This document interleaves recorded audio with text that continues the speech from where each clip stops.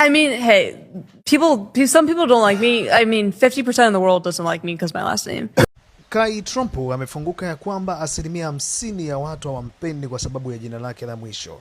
Sasa kutokea Palm Beach, Florida, ni kwamba mjukuu wa Rais Donald Trump, Kai Trump, ambaye ana umri wa miaka 18, ametoa kauli ya hisia kuhusu changamoto ambazo anakabiliana nazo kama mwanachama wa familia ya Trump, akidai kuwa takriban ya nusu ya watu wanaokutana nao humhukumu vibaya kabla hata ya kumfahamu.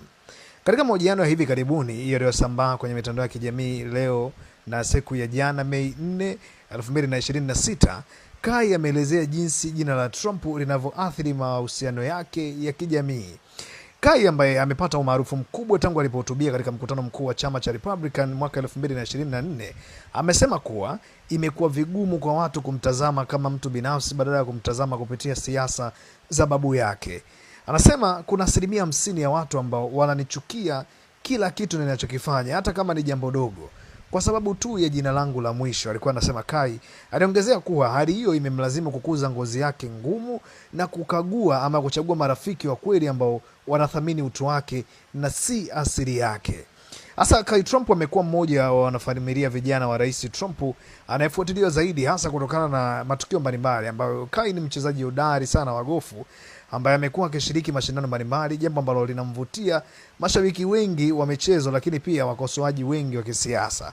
Na ana wafuasi mamilioni kwenye majukwaa kama TikTok, Instagram, ambapo mara nyingi hushambuliwa na maoni hasi yanayohusiana na sera za serikali ya babu yake. Lakini licha ya ukosoaji huo, Kai amesisitiza kuwa anajivunia babu yake na familia yake, akibainisha kuwa amejifunza kupuuza chuki na kuelekeza nguvu zake kwenye masomo na kipaji chake cha gofu.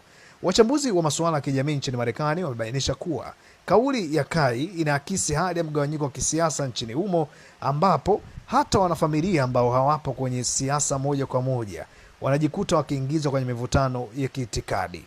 Hadi sasa Kai anaendelea na masomo yake ya chuo kikuu huku akijaribu kudumisha maisha ya kawaida mbali na siasa za Washington, ingawa anakiri kuwa jina lake linaendelea kuwa sumaku ya upendo na chuki kwa kiwango sawa katika maisha yake yote.